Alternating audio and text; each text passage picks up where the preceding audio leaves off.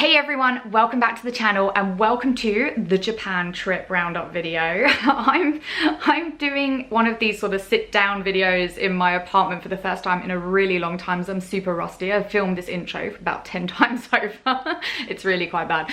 Anyway, I'm doing the Japan trip roundup video today. So if you guys have been paying attention to the channel, you would have seen that we have finished the Japan series from our April 2018 trip to Japan. I say our, it's myself and my boyfriend, so Liam. He was the one who came along with me to Japan this time. Today I'm going to be going through some of the decisions that we made for this trip. So what time of year we decided to go on, well, you kind of know that, but why we made that choice, the route that we decided to take, some tips to find out good places to go if you're thinking about going to Japan.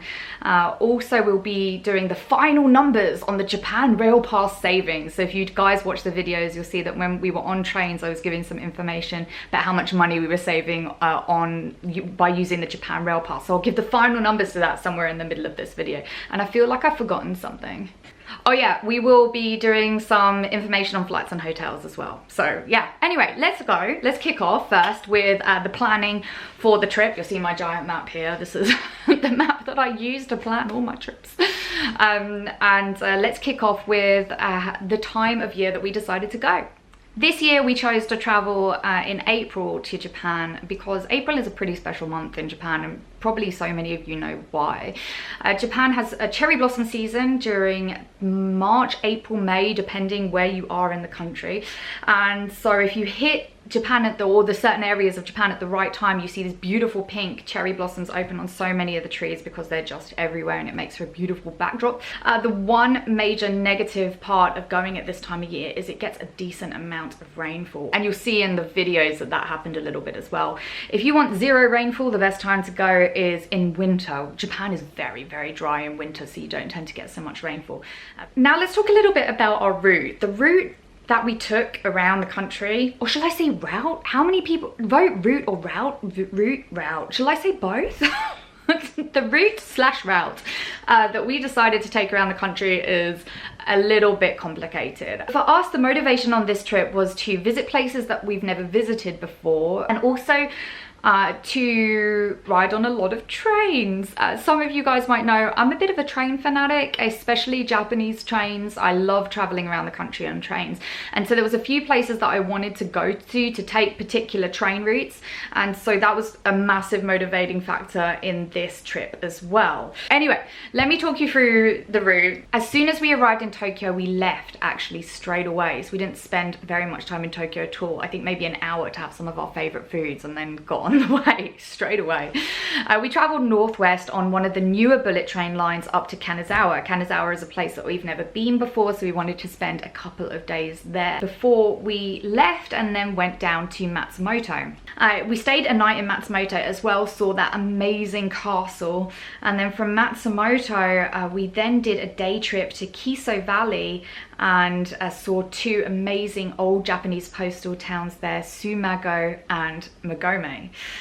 We stayed one more night in Matsumoto before leaving very early in the morning to take a train via Nagoya Station to Kyoto. Now, when we were in Kyoto, we only stayed there for one night, and we only visited Fushimi Inari, the shrine with the red torii gates snaking up the mountain, just so that we could climb that mountain all the way to the top. And then we traveled north for an amazing day trip to Kinosaki Onsen, which is a town on the northern shoreline of Japan, to just go around and experience all of the bathhouses there. So it's a bathhouse town.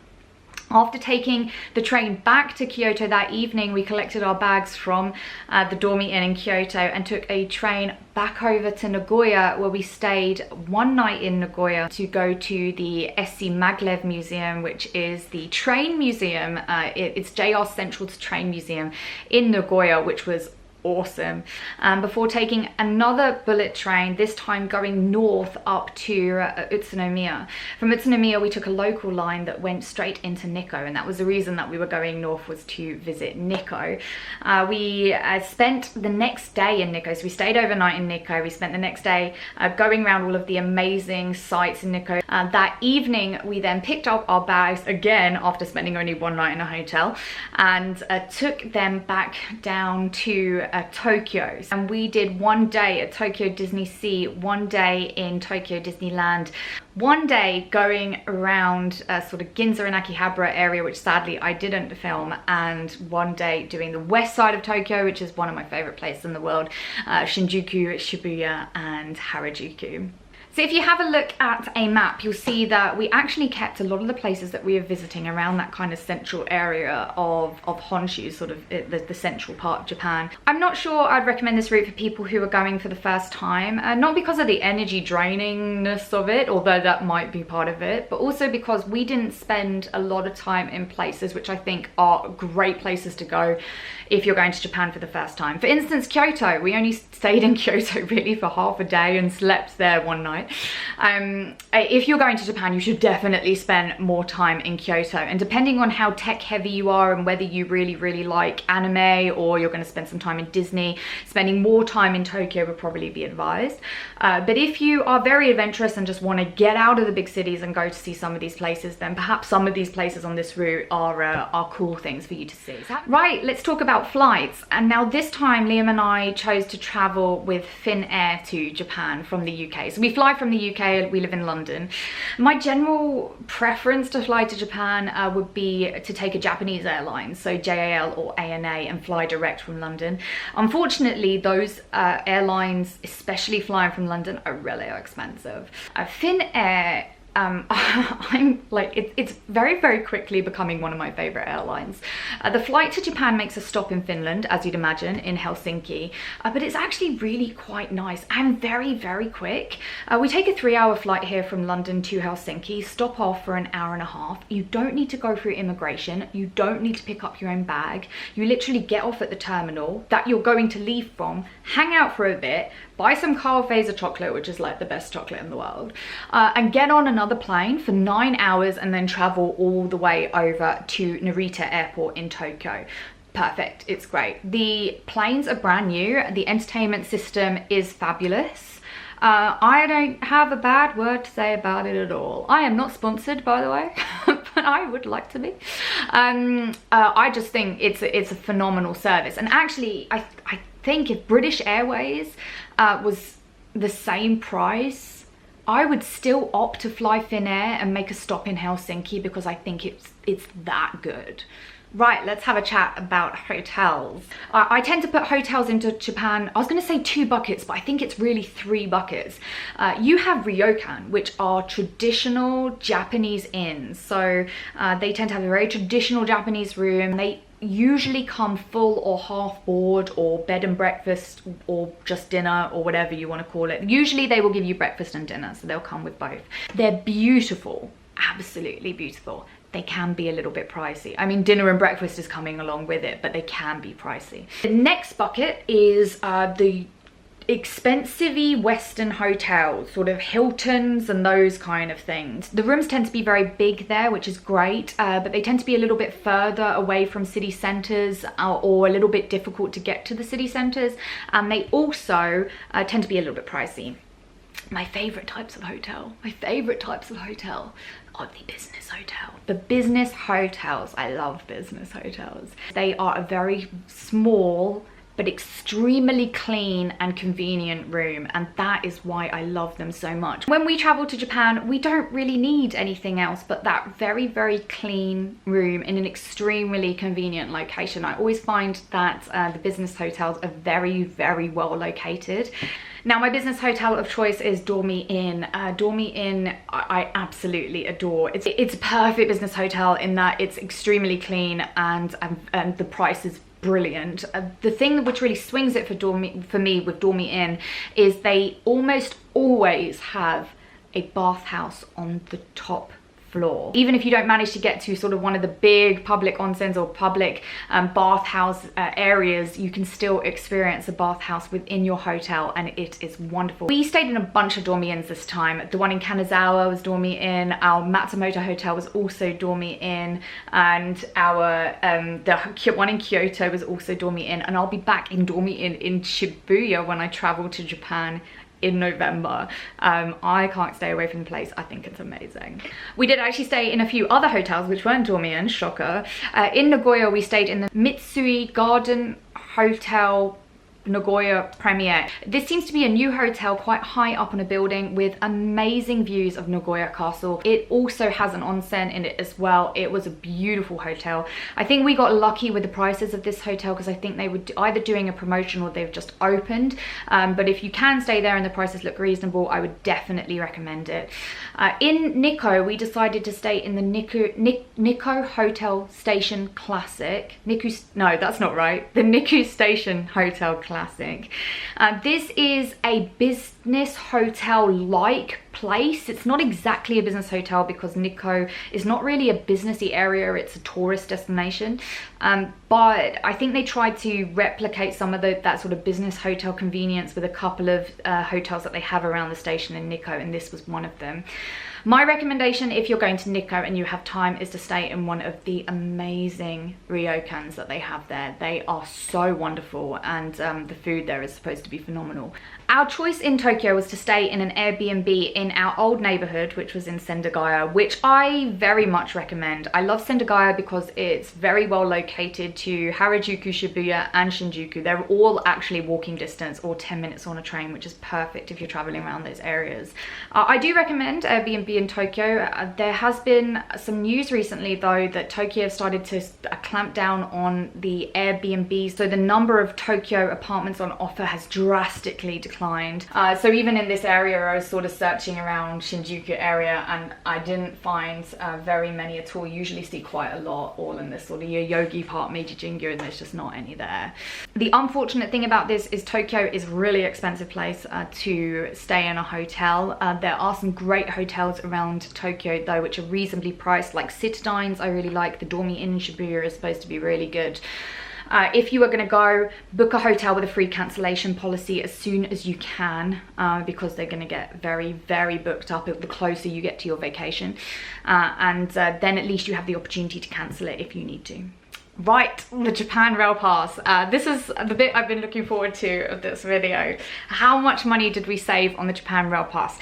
For people who don't know, the Japan Rail Pass is a pass that you buy for either a week, I need to check over here because they have the information here, a week, 2 weeks, 3 weeks, and it allows you to go on any JR train as part of that ticket. Now JR is this kind of national rail company of Japan. If you're from the UK, they're exactly like National Rail, and they run a number of the train systems across Japan. They don't run all of them, not every single one. There's a number of private lines as well, and metros inside of cities usually don't count too. But if you're traveling from one city to another city in Japan, it's usually going to always be worth it. Usually going to always be. Does that make sense? It's usually going to be worth it for you to get the Japan Rail Pass. So let's go through these train tickets just to remind everybody what we did. So our 14-day consecutive ticket was 46,390 yen. As soon as we arrived in Japan, we took the Narita Express into Tokyo. From there, we took the Shinkansen to Kanazawa, and then after a few days back to Nagano, where we changed to the Shinano train and went to Matsumoto. From Matsumoto, we took that day trip out to Kiso. So we went from Shinano to Nagatsugawa, that's an interesting name, it's difficult to pronounce. And then we actually took the Shinano back to Matsumoto after doing that epic journey around Kiso Valley. Next day we took the Shinano again, we liked this line, to Nagoya, and we changed back to the Shinkansen to go to Kyoto. This is the time where we broke even. So we had saved the money that we'd put into the pass. After that, we took the Kinosaki one up to Kinosaki Onsen for that awesome onsen day trip, and then back to Kyoto that evening. We then took the Shinkansen to Nagoya. The next day we took another Shinkansen to Tokyo. We ate our ramen quickly and then took another Shinkansen to Utsunomiya, where we took the Nikko line to Nikko. After doing an amazing day in Nikko, we took the Nikko line back to Utsunomiya, took that Shinkansen back to Tokyo. And then whilst we were in Tokyo, we took a number of local trains. I estimated it will be around 2,000 that we can add onto the amount as well. Finally, our last train was a Narita Express back to Narita Airport. Now the total amount was 90,610 yen, which means that we saved in total 44,220 yen. We almost double made our money back. So the original price was 46,000 yen. We almost made that back double. That's crazy. So is the Japan Rail Pass worth it? Yes. Like 100%. The Japan Rail Pass is definitely worth it. But it's only going to be worth it for your trip if you're leaving a city. If you're going to Tokyo and you're just going to hang out in Tokyo, don't get it.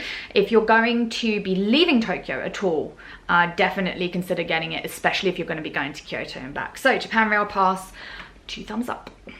Now I want to finish this video with just a few tips on finding out what to do in Japan. When you travel to somewhere like Japan, it can be a little bit harder to know where is the best place for you to get information. So I'm going to tell you a few of my favorites.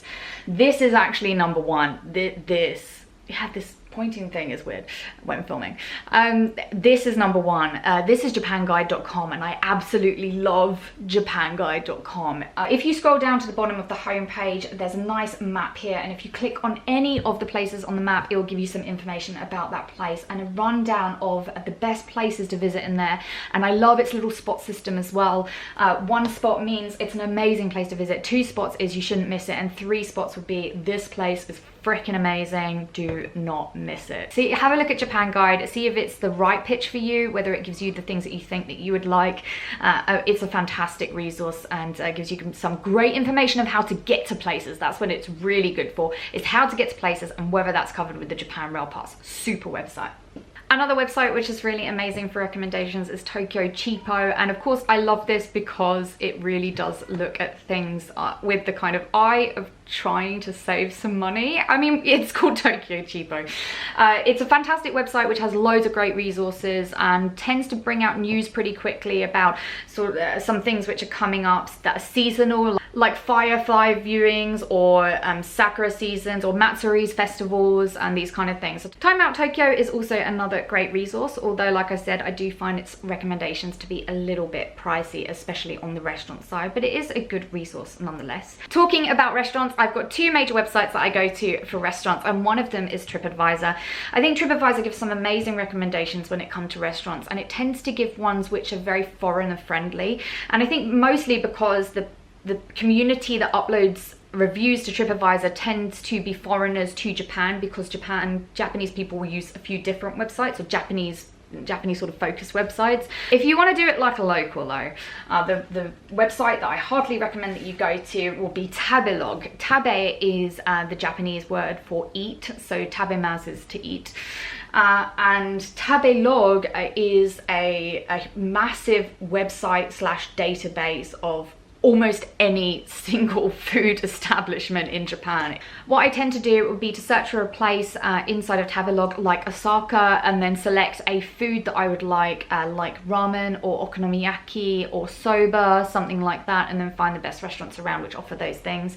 They tend to give you the price range as well, and so I can find the one that's best for me, for my price range that I'm happy with paying, and then go and visit that restaurant. So it can be a really, really good source Travelog is fantastic. You guys know that I could go on about Japan for absolutely ages, but I'm actually going to stop for today now. I hope you guys enjoyed this roundup of all of the decisions that we made for our Japan trip.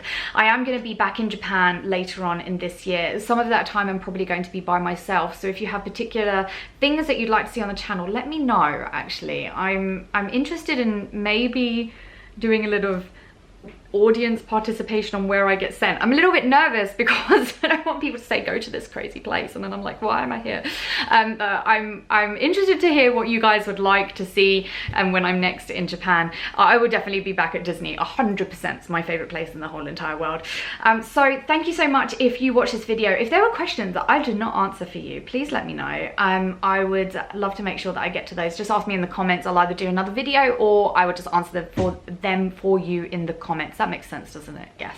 The next series is going to be my trip with Karen B to Shanghai Disneyland, so that should be pretty cool. I hope to see you then. Thanks so much for watching. Okay, see ya. Bye. I'm beginning a new series of Shanghai Disney vlogs. Yes. They checked, obviously, my Chinese visa was in my passport. Scrooge McDuck's money bank. Oh, I love how Karen is so amazed at the moment. The castle, isn't that amazing? It's fancy schmancy.